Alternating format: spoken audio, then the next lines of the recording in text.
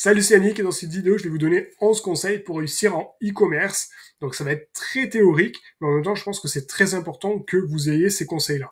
Donc, avant ça, s'il vous plaît, mettez un petit pouce bleu, abonnez-vous à ma chaîne, activez la petite cloche, rejoignez la communauté aussi Secret d'entrepreneur sur Telegram. Je partage plein de pépites toutes les semaines, comme sur YouTube. Il y a une vidéo par semaine. Donc allez-y si vous ne voulez rien manquer. Vous avez ma formation gratuite dans la description de cette vidéo. Vous cliquez dessus, le lien, vous renseignez votre adresse mail et je vous envoie tout instantanément par mail, tous les accès par mail, c'est gratuit, c'est cadeau. Et puis écoutez, on se retrouve juste après l'intro. Let's go.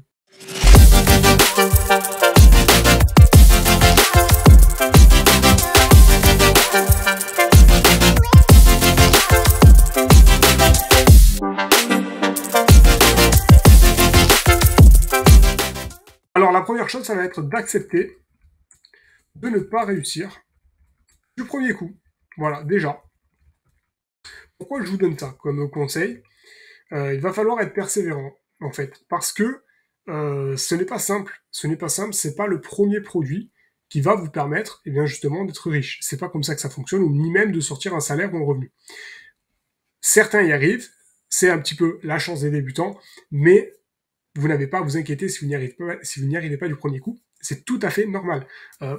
Beaucoup de mes élèves ne parviennent pas du premier coup parce que c'est un vrai métier. Et du coup, je viens au deuxième point, le deuxième point qui est très important. Il faut réaliser que c'est un vrai métier. Donc, il faut avoir justement les pieds sur terre. Il faut avoir les pieds sur terre et il faut arrêter de croire au Père Noël. Il y a beaucoup de marchands de rêves. Et en fait, le problème, c'est ça, c'est de marchands de rêves, de vendeurs de rêves. C'est bon, vous avez compris. Mais du coup, c'est un vrai métier. C'est comme si demain vous souhaitiez être maçon et que vous pensiez que dès le premier mois vous allez parvenir à maîtriser le métier de maçon. C'est pas comme ça que ça fonctionne. Il vous faudra peut-être même plusieurs mois. Mais ça ne vous empêchera pas d'avancer et de construire petit à petit, de faire même des ventes au fur et à mesure, graduellement.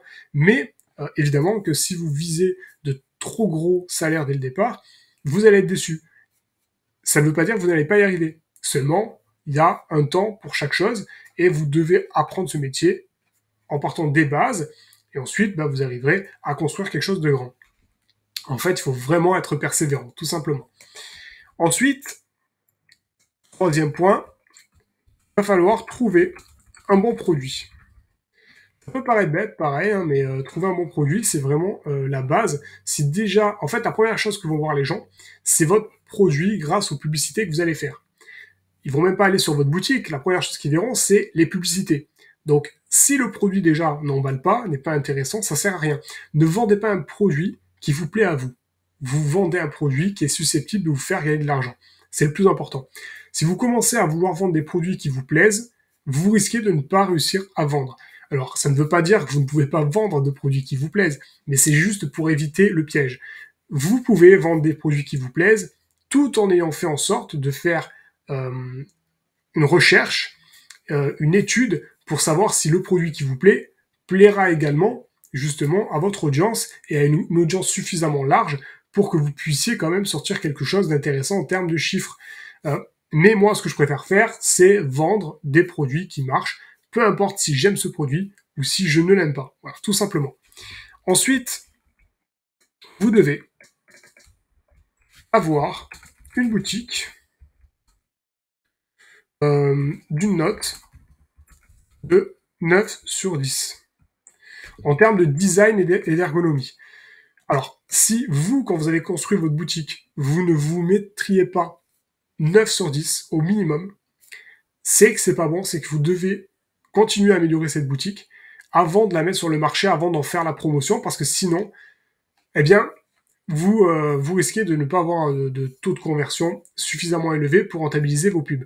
Donc moi personnellement, si j'ose pas si en fait j'hésite à me donner un 9 sur 10, c'est qu'il y a quelque chose à revoir, et dans ce cas-là, je demande à mon entourage pour me dire ce qu'ils en pensent et les points qu'ils amélioreraient. C'est très important. Faut que vous soyez en fait honnête avec vous-même. Si la boutique elle est un peu bancale, il faut que vous le disiez, et vous vous dites justement, voilà, la boutique, il y a quelque chose qui va pas, je mets en pause pendant un petit moment, je reviens même demain, et j'aurai la tête fraîche, et je vais voir, je vais essayer de chercher, et comprendre pourquoi la boutique, ben, je la trouve pas spécialement sexy, par exemple. Donc ça, quatrième point, très important, être honnête avec soi-même. D'ailleurs, j'aurais pu l'appeler comme ça, être honnête envers soi-même. Ensuite, je vais mettre se former sur Facebook. Ça peut être TikTok, Google, etc. pour limiter les pertes. D'accord? Formez-vous, d'accord? Formez-vous pour éviter des pertes. Parce que même si vous y allez comme ça, de but en blanc, vous foncez, vous dites voilà, je vais apprendre sur le terrain. Oui, vous pouvez le faire d'ailleurs, c'est quand même quelque chose que vous pouvez faire, mais vous allez essuyer des pertes, c'est évident. C'est évident parce que, en fait, ces régies-là, que vous fassiez des ventes ou que vous en fassiez pas, en fait, ils s'en tapent complètement. Le but pour eux, c'est juste que vous mettiez de l'argent sur la table. Eux, ils vont afficher vos pubs. Maintenant, si ce sont juste des curieux ou des acheteurs, Facebook, TikTok, Google s'en foutent complètement, d'accord? Donc c'est très facile de perdre de l'argent et de voir votre argent fondre comme neige au soleil. Et ça, je vous le garantis que c'est un gouffre financier quand vous ne maîtrisez pas la chose, d'accord? Si vous êtes un petit peu débrouillard, vous pouvez y aller comme ça. Mais si vraiment déjà ça vous paraît compliqué, créez d'ailleurs un compte, un business manager sur Facebook. Vous tapez business manager sur Google, vous créez un compte. Si déjà quand vous allez voir la gueule que ça vous fait peur, formez-vous parce que sinon, vous allez perdre beaucoup d'argent. Voilà, je vous le dis clairement. Ensuite, vous avez euh, voir les dépenses comme un investissement. Ça, c'est super important aussi que vous le compreniez. Quand vous mettez de l'argent sur Facebook, ce n'est pas une dépense, c'est un investissement. Vous allez investir de l'argent sur des publicités, sur des audiences, et si elles ne fonctionnent pas, si elles ne prennent pas, c'est pas grave. Vous pourrez éliminer ces audiences et vous dire voilà, ça ne marche pas, ces gens-là n'achètent pas sur ma boutique, donc j'écarte cette audience, jusqu'à trouver des audiences qui fonctionnent. Donc c'est un investissement, ce n'est pas à voir comme une dépense proprement dite. Et donc du coup, ça c'est un état d'esprit, c'est un mindset que vous devez avoir et c'est super important de comprendre ça.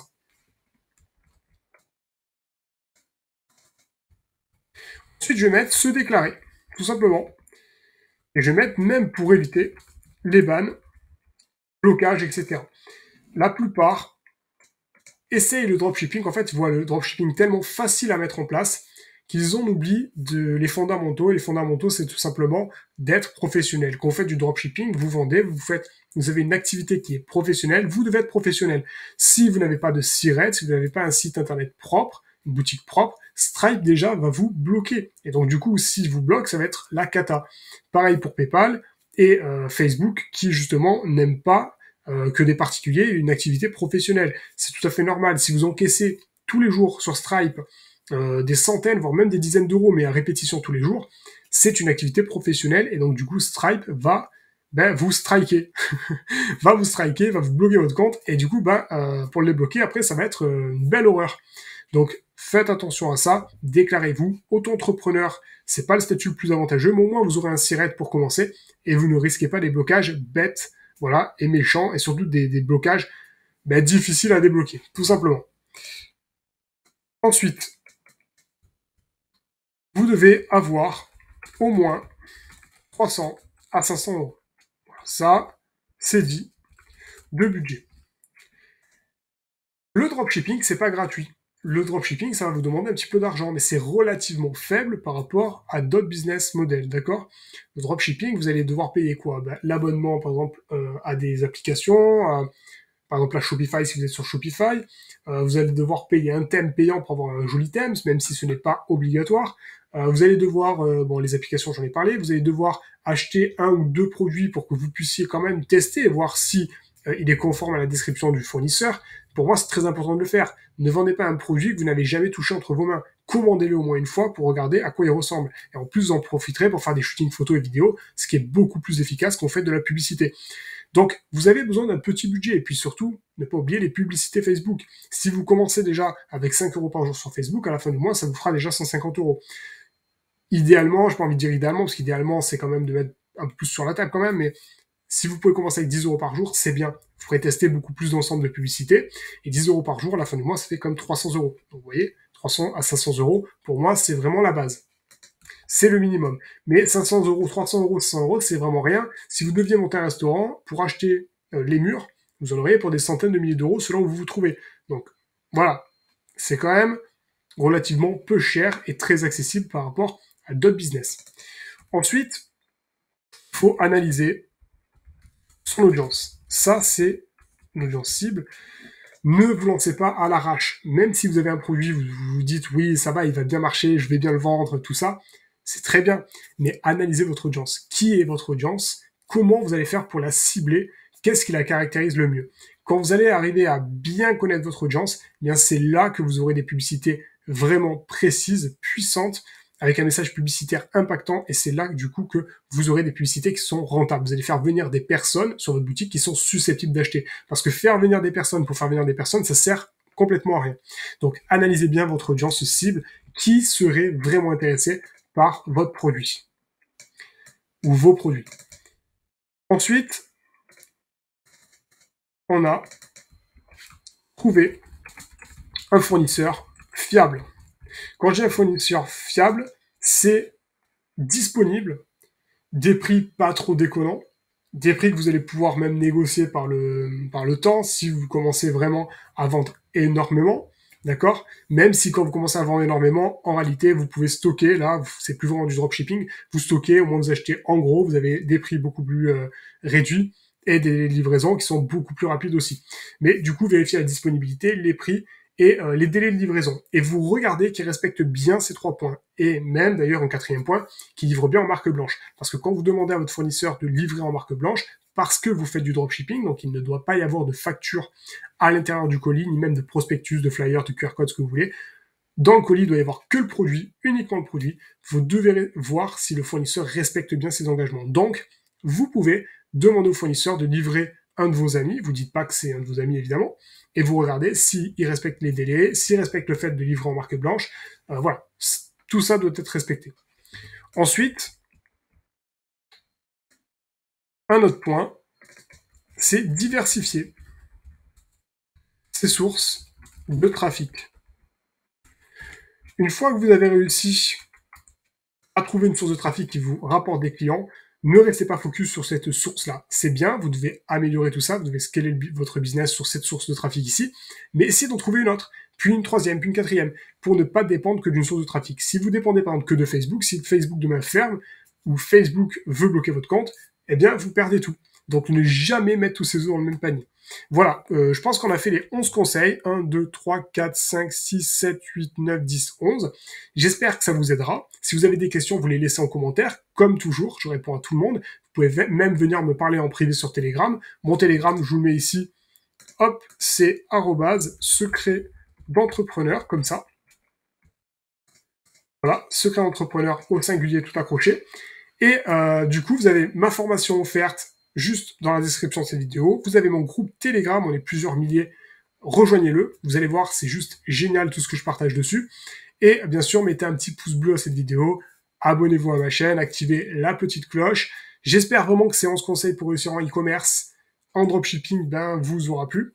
Et puis moi, je vous dis à très vite dans une prochaine vidéo. Ah, et n'oubliez pas encore une chose, vous avez bien sûr un lien pour dans la description de ma vidéo pour réserver un accompagnement, donc un appel stratégique pour un accompagnement réservé. Vous avez tous les créneaux en cliquant sur le lien juste dans la description de cette vidéo. Et puis, écoutez, moi je vous dis à très vite dans une prochaine vidéo. Ciao, ciao!